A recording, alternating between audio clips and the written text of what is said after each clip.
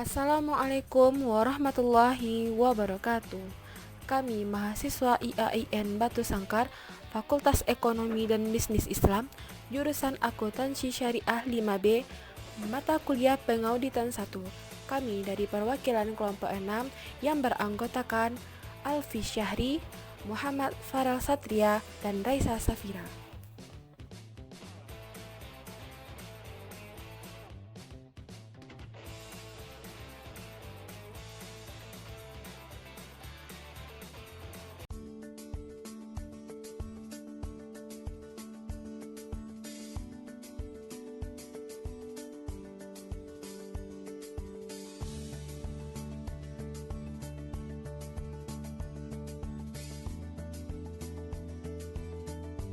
Baiklah, di sini kami akan membahas materi yang akan kami sampaikan tentang tes transaksi dan kertas kerja pemeriksaan.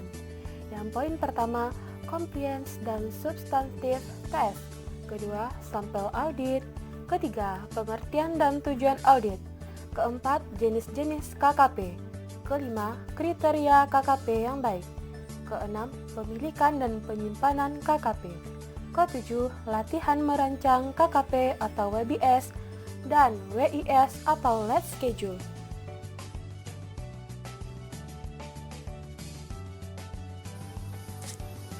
Assalamualaikum warahmatullahi wabarakatuh. Baiklah, pengertian dari compliance test dan substantive test. Pertama, compliance test. Compliance test adalah tes yang dilakukan atas bukti-bukti transaksi perusahaan dalam rangka untuk menilai apakah transaksi-transaksi yang ada dari perusahaan sudah dicatat sesuai dengan prosedur yang telah ditetapkan oleh pihak manajemen.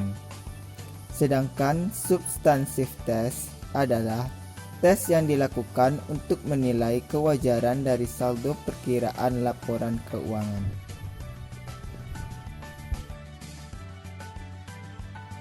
Sampel audit didefinisikan sebagai aplikasi atau penerapan prosedur audit terhadap kurang dari 100% populasi untuk memungkinkan auditor menguji bukti audit mengenai beberapa karakteristik dari item yang dipilih untuk membentuk atau membantu membentuk kesimpulan tentang populasi. Auditor dapat menggunakan sampel untuk memperoleh informasi tentang beberapa perbedaan karakteristik populasi.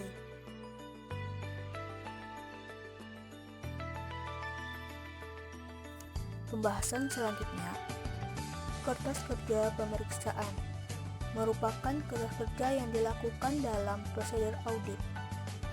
Kertas kerja ini berisi rekapitulasi saldo transaksi-transaksi akun dalam satu periode, penyesuaian dan reklasifikasi yang harus dilakukan.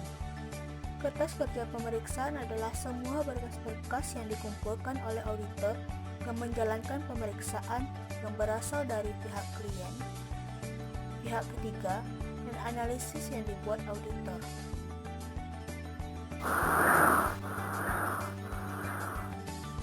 Empat tujuan penting pembuatan kertas kerja pemeriksaan adalah untuk mendukung pendapat auditor atas laporan keuangan auditor, menguatkan simpulan-simpulan auditor dan kompetensi auditnya, mengkoordinasikan dan mengorganisasikan semua tahap audit, memberikan pedoman dalam audit berikutnya.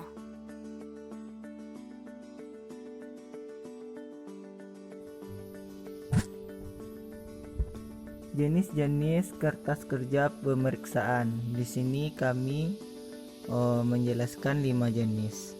Yang pertama, program audit.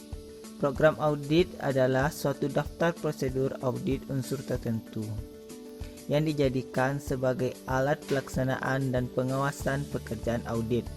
Yang kedua, working trial balance adalah suatu daftar yang berisikan berbagai saldo akun yang berasal dari buku besar pada akhir tahun yang diaudit dan pada akhir tahun sebelumnya.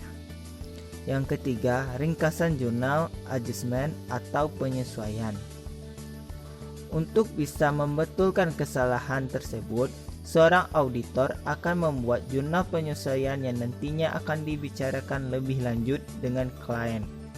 Yang keempat, skedul utama, yaitu kertas kerja yang dipakai untuk melakukan peringkasan informasi yang dicatat di dalam skedul pendukung akun yang berkaitan. Dan yang kelima yaitu skedul pendukung, di mana skedul pendukung berguna untuk menguatkan informasi keuangan dan operasional yang telah dikumpulkan. Kriteria kertas kerja yang baik. Yang pertama, kertas kerja pemeriksaan harus mempunyai tujuan.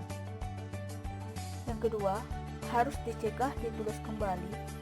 Kertas kerja tersebut disebabkan akan timbulnya banyak kerugian, di antaranya membuang waktu atau dapat salah menyalin. Yang ketiga, kertas kerja pemeriksaan harus dijelaskan prosedur audit apa yang dilakukan dengan menggunakan audit date mark. Yang keempat, kertas kerja pemeriksaan harus diparaf oleh yang membuat dan mereview working papers sehingga dapat diketahui siapa yang bertanggung jawab.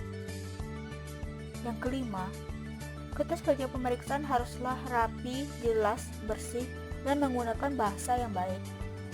Yang keenam, di bagian muka file kertas kerja pemeriksaan harus dimasukkan daftar isi dan indeks kertas kerja pemeriksaan dan contoh paraf seluruh tim pemeriksaan yang terlibat dalam penugasan audit tersebut.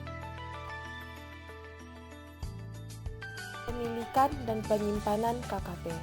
Poin pertama, sesuai dengan kode etik, auditor harus menjaga kerahasiaan informasi yang telah diperoleh atau diketahuinya melalui kegiatan audit yang ditandatangani. Poin kedua, salah satu kode etik pejabat pemerintahan dengan organisasi intern diatur dalam Peraturan Pemerintah Dalam Negeri Nomor 28/7 yang mana berisikan pejabat pengawas pemerintahan wajib menyimpan rahasia jabatan, rahasia negara, rahasia pihak yang diawasi, serta hanya mengemukakan kepada dan atas pemerintah pejabat yang berwenang atas kuasa peraturan perundang-undangan.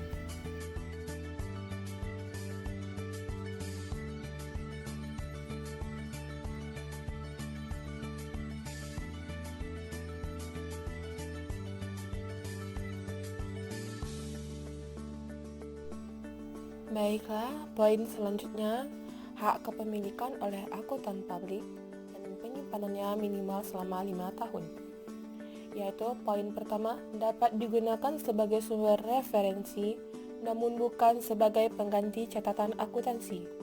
Poin kedua, harus ada persetujuan tertulis dari klien jika pihak lain ingin meminjam dan mereview kerja.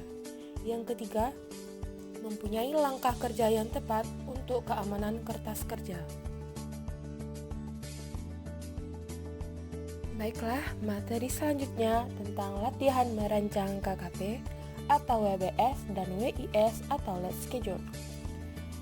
Baik, dalam poin pertama kita akan membahas tentang indeks KKP, yang mana terdapat 3 metode pemberian indeks terhadap kertas kerja. Yang mana poin pertama terdapat kertas kerja utama yang berisikan program audit, working trial balance, ringkasan jurnal adjustment. Poin kedua, schedule utama atau disebut dengan late schedule atau top schedule. Apa itu schedule utama? Schedule utama adalah kertas kerja yang digunakan untuk meringkas informasi yang dicatat dalam schedule pendukung untuk akun-akun yang berhubungan dan untuk menggabungkan akun-akun besar yang sejenis, yang jumlah saldonya akan dicantumkan di dalam laporan keuangan dalam satu jumlah. Poin ketiga, schedule pendukung atau disebut juga dengan supporting schedule. Schedule pendukung adalah kertas kerja yang digunakan untuk memverifikasi dan menganalisa terhadap unsur-unsur yang tercantum dalam laporan keuangan klien untuk mendukung dan menguatkan informasi keuangan dan operasional.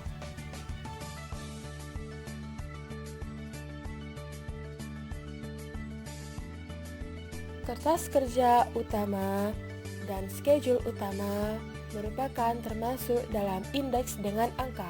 Schedule pendukung merupakan termasuk subindeks dengan mencantumkan nomor kode schedule utama yang berkaitan. Contohnya, schedule utama kas 6-1 kas di bank, 6-2 konfirmasi bank, 6-3 kas kecil. Selanjutnya bagian schedule utama piutang usaha dan piutang wesel. 7-1 piutang usaha, 7-2 piutang wesel, 7-3 konfirmasi piutang usaha. Baiklah, kita akan lanjut pada materi yang ke poin kedua, indeks KKP. Indeks kombinasi angka dan huruf, yang mana terdapat yang A, kertas kerja utama dan schedule utama terdapat kode huruf. Dan poin kedua, schedule pendukung terdapat kombinasi angka dan huruf. Contoh, indeks angka 6-1, 6-2 atau 7-1, 7-2 sampai seterusnya. Yang kedua, indeks kombinasi angka dan huruf. Contoh, A-1, A-2 dan seterusnya. Nah, pada kali ini kita contohkan pada akunnya A. Schedule utama kas, A-1 kas dan bank, A-2 konfirmasi bank, A-3 dana kas kecil.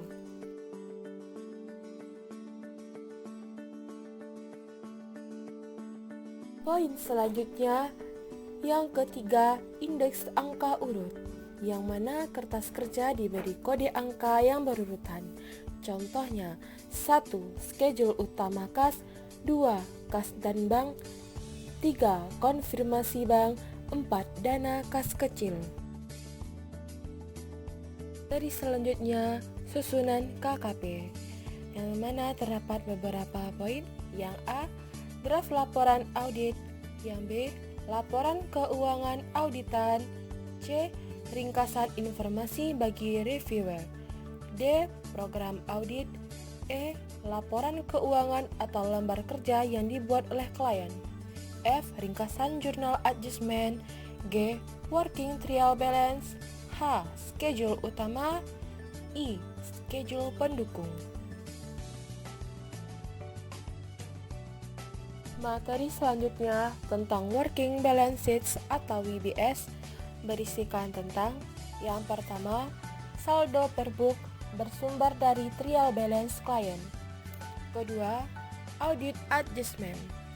Ketiga, saldo per audit, angka-angka di neraca dan laba rugi yang sudah diaudit. Keempat, saldo tahun lalu bersumber dari audit report atau kertas kerja pemeriksaan tahun lalu. WBS terdiri dari yang pertama, WBS 1 atau disebut dengan post aktiva. Yang kedua, WBS 2 atau disebut dengan post pasiva. Materi poin selanjutnya kita akan membahas tentang WIS atau late schedule, yang mana WIS atau late schedule ini berisikan tentang yang pertama, saldo per book atau bersumber dari trial balance klien. Kedua, audit adjustment. Ketiga, saldo per audit. Keempat, saldo tahun lalu bersumber dari kertas kerja pemeriksaan tahun lalu. Yang mana WIS atau late schedule ini mencantumkan yang A, kesimpulan atas pos yang bersangkutan. B, sifat perkiraan. C, prosedur audit yang dilakukan. D, audit adjustment yang diusulkan auditor dan diterima klien.